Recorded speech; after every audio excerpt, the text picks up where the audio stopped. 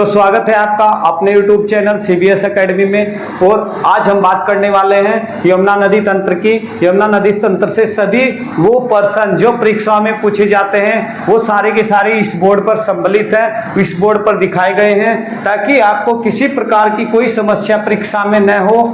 तो सारी की सारी समस्याओं का समाधान इस बोर्ड के द्वारा कर दिया गया है, ताकि आपको हर एक टॉपिक यमुना नदी तंत्र से सभी टॉपिक क्लियर होते चले जाए और परीक्षा में किसी भी प्रकार का प्रश्न ना छूट पाए।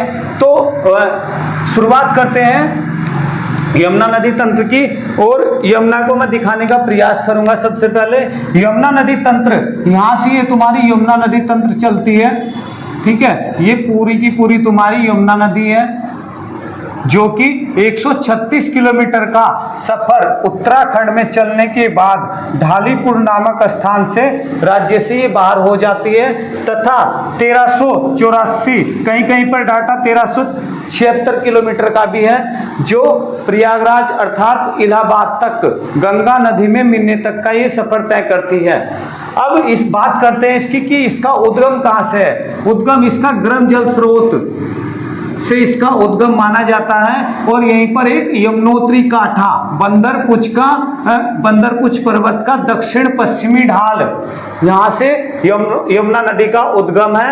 और यमुना नदी यहाँ से चलने के बाद सबसे पहले इसमें हनुमानगढ़ का संगम होता है। हनुमानगढ़ नदी खरसाली, जहाँ पर ये यमुना नदी पर मिल जाती है, तथा आगे चलने के बाद एक लखवाड़ा बांध परियोजना इसी पर बनाई गई है। यमुना नदी पर 204 मीटर ऊंचाई पर स्थित ये बांध है, जो 300 मेगावाट की ये परियोजना है। यहीं आगे चलने के बाद एक व्यासी परियोजना है, जो 120 मेगावाट की परियोजना है, जिसमें पूरा लोहारी गांव पूरा इसमें सम्मिलित हो गया था, अर्थात पूरा लोहारी गांव इसमें जलमग्न हो गया था। इसी परियोजना के अंतर्गत पूछा गया प्रश्न है कि लोहारी गांव किस परियोजना के अंतर्गत या किस जिले में स्थित है। तो देहरादून जिले में स्थित है।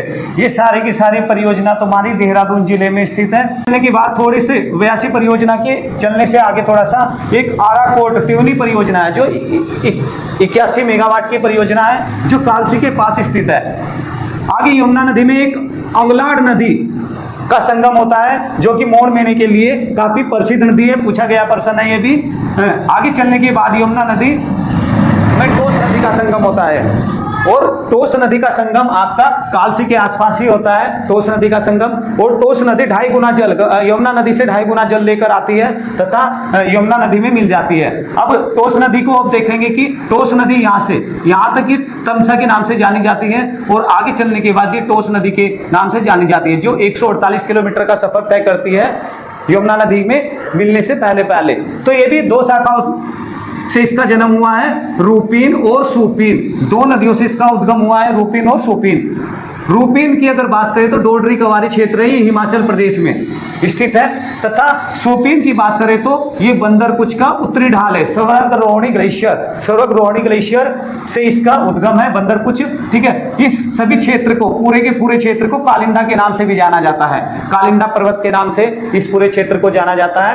तथा यही सूपीन नदी पर एक जखोल सांकरी जल विद्युत परियोजना है, वो उत्तरकाशी में स्थित है। 44 मेगावाट की ये परियोजना है। यही एक परियोजना नेटवाड़ा मोरी परियोजना, यानी दोनों रूपीन और सूपीन का जहां पर संगम है, 60 मेगावाट की परियोजना यहां पर स्थित की गई है। ये भी उत्तरकाशी जिले में स्थित है। और नेटवाड़ा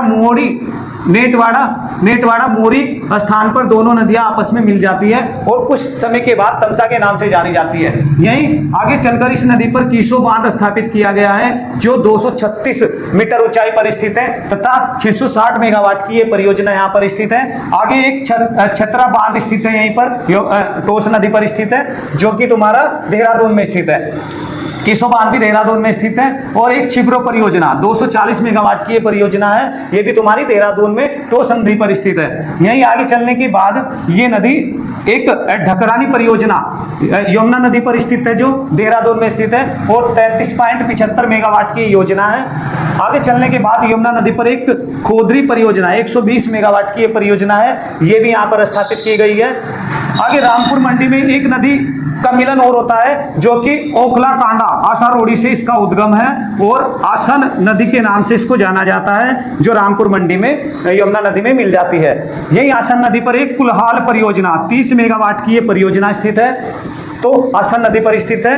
यही 136 किलोमीटर का सफर तय करने के बाद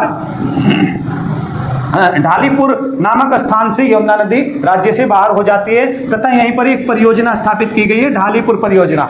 51 मेगावाट की ये परियोजना है तथा साथ साथ ये भी देखेंगे कि यमुना नदी की जो प्रमुख सहायक नदी है वो कौन कौन सी है, तो ये भी मेरे द्वारा दर्शाया गया है कि हनुमान घाट, कृष्ण घाट, भद्री घाट, उज्जैरी घाट, कमल घाट, गुनार घाट, कुतनी घाट, बर्नी घाट, मुगरा घाट, गंदौली घाट, ये सारी की सारी यमुना नदी की प्रमुख सहायक नदी है। और इसी के साथ ये वीडियो समाप्त हो जाती है। अगर आप इस चैनल पर नए हैं तो चैनल को सब्सक्राइब कीजिएगा तथा इस चैनल से संबंधित कोई भी समस्या हो तो कमेंट्स के माध्यम से हमें बता सकते हो तथा जितना भी हो सके इस वीडियो को अपने दोस्तों को शेयर कीजिएगा। धन्यवाद।